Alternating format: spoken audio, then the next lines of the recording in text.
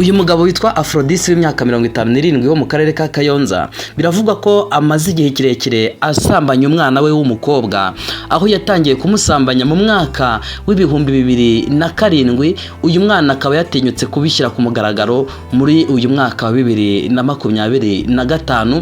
Byatangiye 2007 tukigera inaha kuko turi abanyacyangugu twimukiye inaha. Papa twabararanaga mu cyumba kimwe na mama nyine bansasira hirya y'uburiri bwabo. Ubwo papa nyine byatangiye angurira amandazi, arangije arambwira ati rero nshaka kuguha umugisha nk'umubyeyi ariko ndakwereka uko nguha umugisha. Birangije tujya ahantu mu Kinani, sinzabyibagirwa. Tujya ahantu mu Kinani, arangije yari afite agacupa k'amavuta ansigira ku gitsina cyanjye, ambwira ko agiye kumpa umuti uzatuma mera amabere. Ndamwemerera, yabikoze ubwa mbere, ubwa kabiri ndamwemerera, ntangiye kumenyera. Ubwo twabanye nk'umugore n'umugabo. Birangije ngejeje imyaka 9 turi kumwe, ndamuhunga ndagenda. Ariko muri iyo myaka 9 nari narabibwiye mama yanga kubyemera kuko papa yari afite ubwenge, ntabwo yari gushobora kubikora mama ahabibona. Nari nkiri muto, nari ntaraca ubwenge ngo nzarebe ukuntu mufatisha.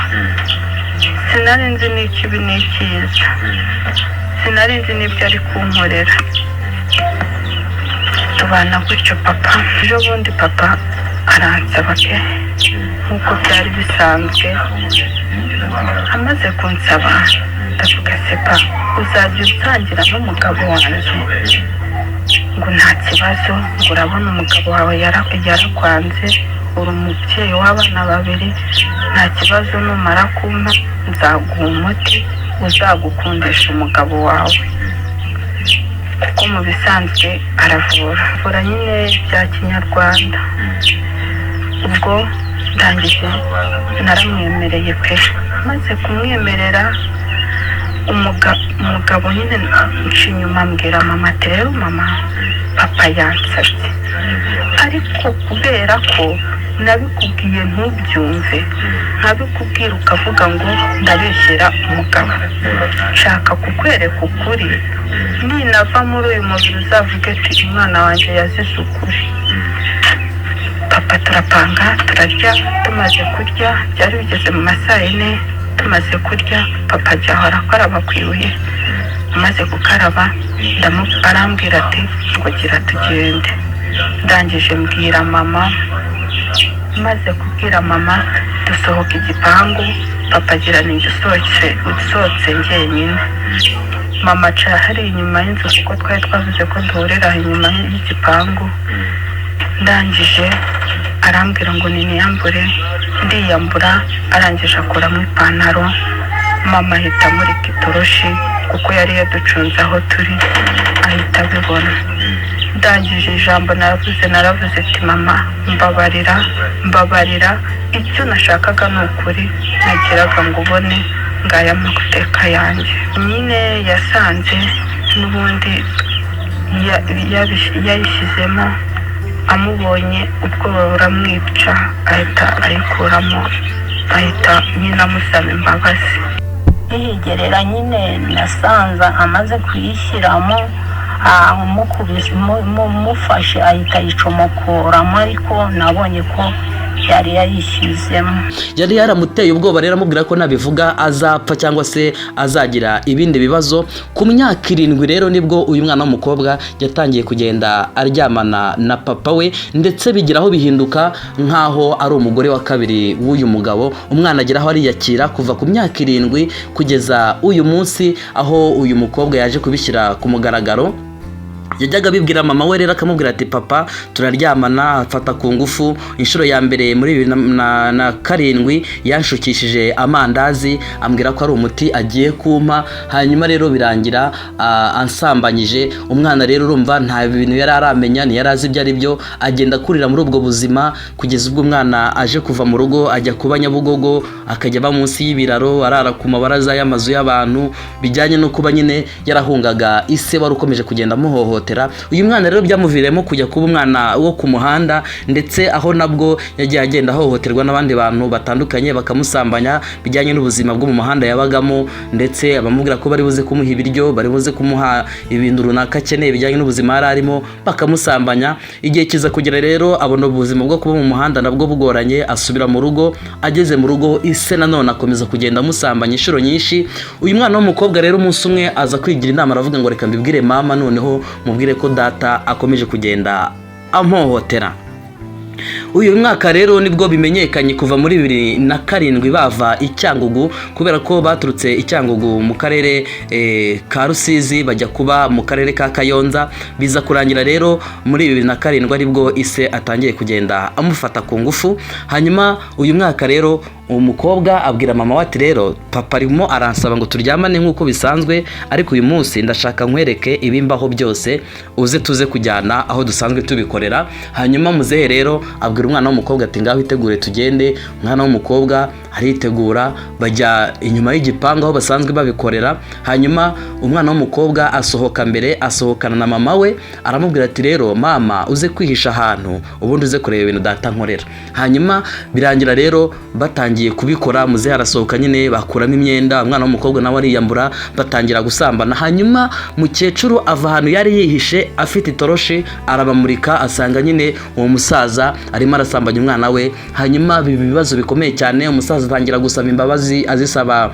umugore we, ariko rero biba iby'ubusa. Byaje kurangira rero uyu musaza Aphrodis imyaka 57 ajyanywe muri yombi kugira ngo abashe gukurikiranwaho iki cyaha ashinjwa, aho abaturage bavuga ko mu by'ukuri bahangayikishijwe n'ibi bintu uyu musaza yakoze, bakeka ko ashobora no kuba yarabikoreye n'abandi bana b'abakobwa bo muri uyu mudugudu batuyemo, mudugudu wa Kacyiru.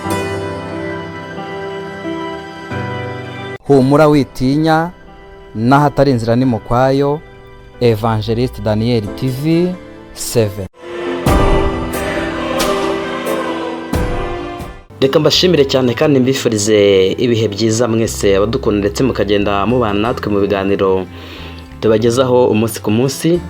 Mbifurije kugubwa neza kandi amahoro y'Imana aruta y'umuntu yamenya akomeze abane namwe. Imana ibarinde umwanzi Satani, ibagirire neza kandi bashyigikire mu kazi kanyu mukora ka buri munsi ko kwiteza imbere. Hanyuma twihanganisha n'abatameze neza, abagize ibyago, ababuze inshuti cyangwa se abavandimwe, n'abareka tubabwire ngo bagire gukomera kandi bagire kwihangana. Mu isi dutuyemo niko bimeze, duhura n'intambara ndetse n'ibibazo bigiye bitandukanye, ariko hejuru y'ibyo byose hari imbaraga z'Imana zigenda ziturwanirira umunsi ku munsi. Muri kumwe na Dani nk'ibisanzwe, reka ngusabe wowe utarakora subscribe yikore kugira ngo tujye tubasha kubana mu biganiro byacu bya buri munsi, ndetse ujye ubasha no kubona notification y'ibiganiro tugenda dushyiraho. Imana ibagirire neza cyane. Inkuru nje kubagezaho muri uyu mwanya ni y'umuturage wo mu karere ka Kayonza witwa Aphrodis. Ni umugabo uri mu kigero cy'imyaka 57, akaba akurikiranweho icyaha mu by'ukuri cyo gufata umwana we ku ngufu akamusambanya. Ariko nk'uko uyu mukobwa we abitangaza, biravuga ko byatangiye uyu mwana w'umukobwa akiri mutoya. Ibi byabereye rero mu karere ka Kayonza, ni mu ntara y'Iburasirazuba, akagari kitwa Cyarubare, umudugudu wa Kacyiru, umurenge witwa Kabare. Uyu mugabo witwa Aphrodis rero nk'uko bivugwa n'uyu mwana w'umukobwa yibyariye, yavuze ko mu by'ukuri papa we yatangiye kumusambanya kera cyane ku myaka 7, kubera ko yatangiye kumusambanya bakiva Cyangugu, naho kavukire mu ntara y'Iburengerazuba. Hanyuma rero bageze Kayonza atangira kugenda amusambanya mu buryo butandukanye, akajya amubwira ngo ndashaka kugira ibintu nkwereka. papa we akamubwira ngo hari ibintu nshaka kukwereka, ariko akamubwira ngo ni umuti agiye kumuha. Ubwo rero bijyanye n'uko uyu mugabo witwa Aphrodis n'ubusanzwe ngo ni umuvuzi wa kinyarwanda, hanyuma rero akamutera ubwoba, birumvikana akabwira ati nabivuga azapfa atazi ikimwishe. Nyine umwana atangira kugenda akurira muri ubwo buzima. Kuva mu mwaka w'ibihumbi 2007 yari afite imyaka 7 nibwo ise yatangiye kugenda amukorera ayo mabi. Urumva umwana w'imyaka 7 gufatwa ku ngufu na se, mu by'ukuri ni ibintu biteye agahinda. Hanyuma rero ku munsi wa mbere yaramubwiye ngo ngwino ngo amandazi, ngo arabanza amugurira amandazi. Icyo gihe nyine uyu mukobwa yari afite imyaka igera kuri 7, arabanza amugurira ayo mandazi. Hanyuma amaze kuyamugurira, nk'uko umukobwa we yakomeje abitangaza n'agahinda kenshi n'ikiniga cyinshi, ngo yari yarabicecetse kuva icyo gihe mu mwaka w'ibihumbi 2007, akaba abitangaje mu mwaka w'ibihumbi 2025, akaba ari bwo avuze ibyo byose ise yagiye agenda amukorera mu bihe bigiye bitandukanye.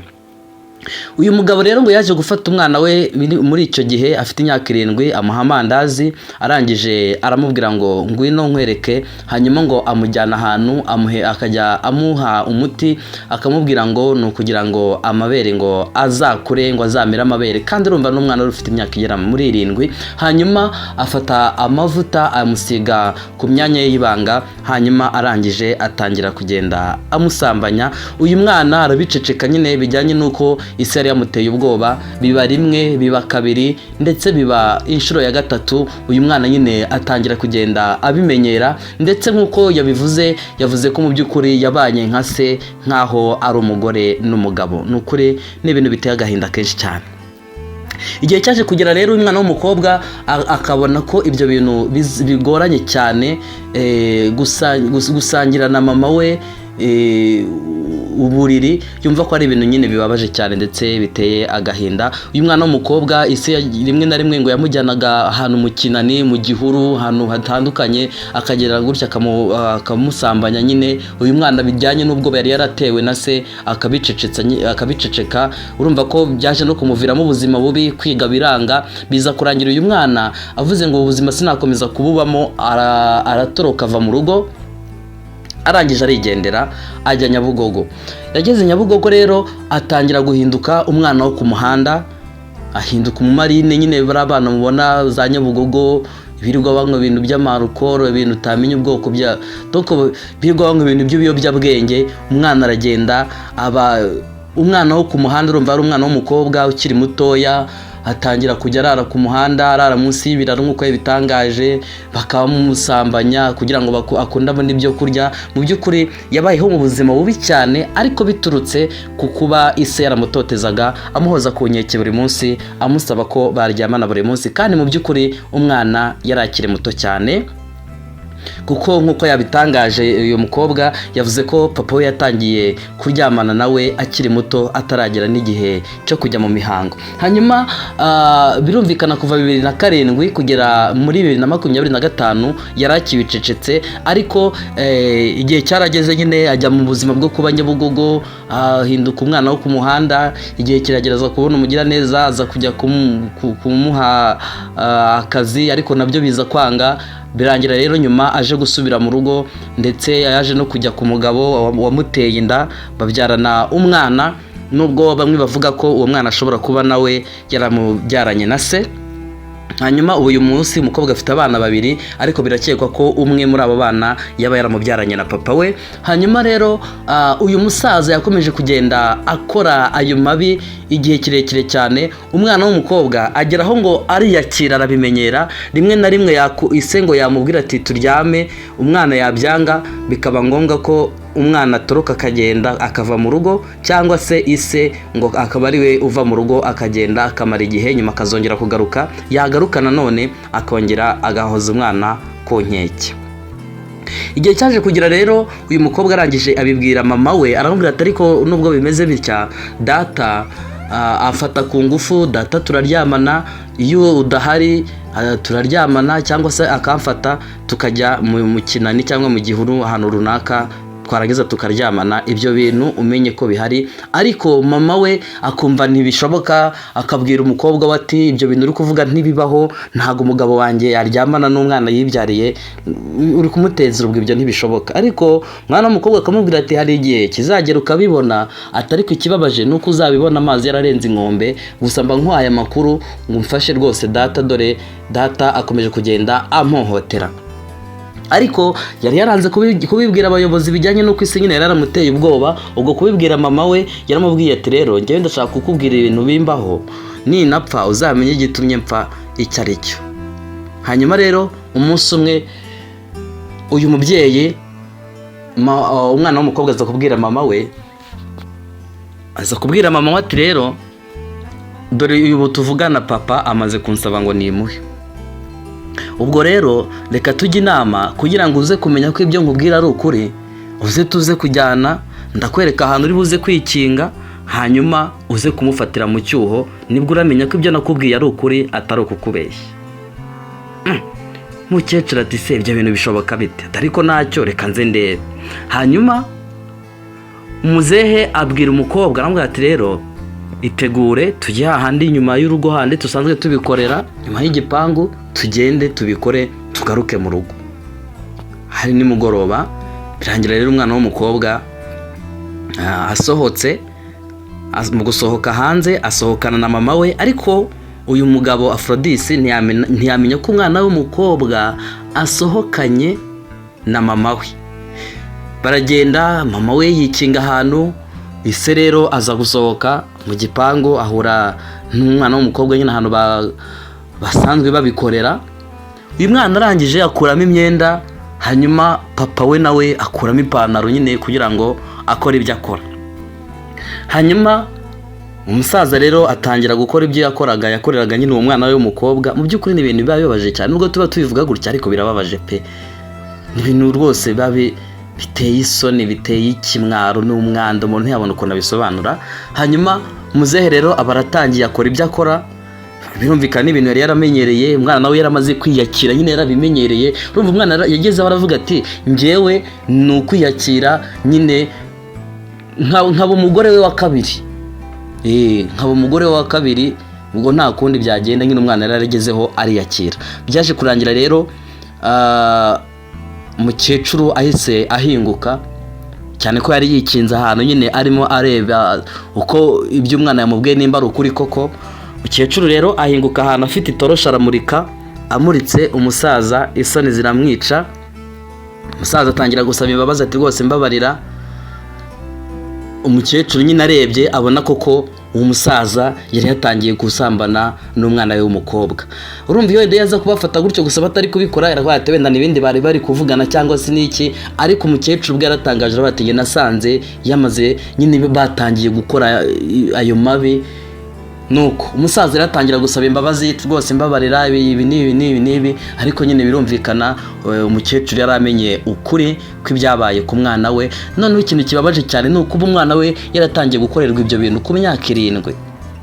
Mu by'ukuri ibyo bintu byumve, umwana w'imyaka 7 ni umwana uba ugomba kujya muri icyo gihe 2007 nibwo abana babaga bagiye gutangira ishuri, cyangwa se wenda bari nko mu mwaka wa mbere. Ariko urumva ntiyabonye amahirwe yo kujya kwiga, ahubwo byamuhindukiye, byamuviremo kujya kuba umwana wo ku muhanda. Hanyuma abaturage bavuze ko mu by'ukuri ari amahano, ibyo bintu batari barigeze babimenya. Ndetse bamwe bati n'ubwa mbere ibyo bintu tubyumvise, aho umugabo atinyuka akasambanya umwana yibyariye, amaraso y'umwana yakuye mu nda ye. Mu by'ukuri ni ibintu bibabaje cyane ndetse biteye agahinda, aho ubona ko abaturage mu by'ukuri bafite impungenge, bakavuga bati nimba umuntu w'umugabo atinyuka agasambanya umwana yibyariye mu nda amaraso ye, ubwo mu by'ukuri abana b'abakobwa cyangwa se abandi bantu b'abagore batuye muri izi karitsiye, uyu mugabo ntabwo yabakoreye ibirenze ibyo yakoreye umwana we. Bikaba byatumye rero abaturage bagira impungenge cyane, nacyo cyatumye uyu musaza Aphrodis imyaka 57 yaje guhita ko ashyikirizwa inzego z'umutekano kugira ngo abashe gukurikiranwa, ndetse iki cyaha nikimuhama abashe kuba yahanwa bijyanye no kuba yarahohoteye umwana we kuva ku myaka 7 kugera igihe uyu mwana abitangarije muri 2025. Urumva hacemo imyaka myinshi mu by'ukuri. Umwana abitse ibanga avuga ko ku nshuro ya mbere yamushikishije amandazi akamubwira ko hari umuti agiye kumuha, ariko nyine bikarangira amusambanyije. Umwana rero akura muri ubwo buzima, akurana icyo gikomere, rimwe na rimwe akava mu rugo akagenda kugira ngo arebe ko yamara kabiri ataryamana na se, yagaruka none isa kongera akamusaba. Nyine bigenda bibaho muri ubwo buzima. Umwana abaho nyine mu buzima bwo kwiheba, ndetse abaho n'ubuzima bubi cyane na n'uyu munsi arimo, biturutse ku kuba yarakorewe ihohoterwa n'umubyeyi we umubyara. Mu by'ukuri rero ni ibintu bikomeje kugenda bigarukaho n'abantu benshi cyane, bavuga bati nimba umuntu atinyuka agafata umwana we ku ngufu, ubu abana b'abandi bo muri iyi karitsiye, muri aka kagari kacu ka Cyarubare, ubu ngubu abana b'abandi yarabamaze, nubwo bitamenyekanye, ariko birakekwa ko ashobora kuba hari abandi bana yagiye akorera amabi nk'ayo ngayo nguko. Rero urumva ko muri Kayonza hakomeje kugenda hagaragara udushya twinshi cyane, ibintu bikomeje kugenda biba bibi ku buryo buteye ubwoba. Reka mbashimire, ibi tuba tubivuga kugira ngo nyaboneka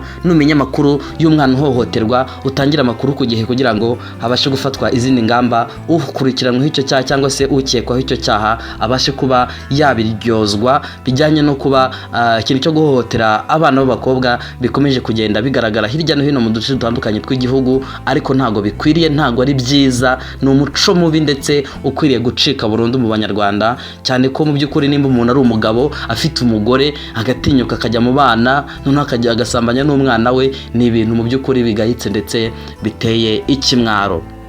Reka mbashimire rero, Imana ibahe umugisha, mukomeze mubane natwe kandi mugende mukurikirana inkuru zacu. Ukore subscribe cyangwa se abone bitewe n'ururimi ukoresha, ibintu byose bikomeze bigende neza. Ndabakunda cyane kandi mbifuriza ibyiza byose. Humura witinya, n'ahatari inzira ni mu kwayo. Evangelist Daniel TV 7.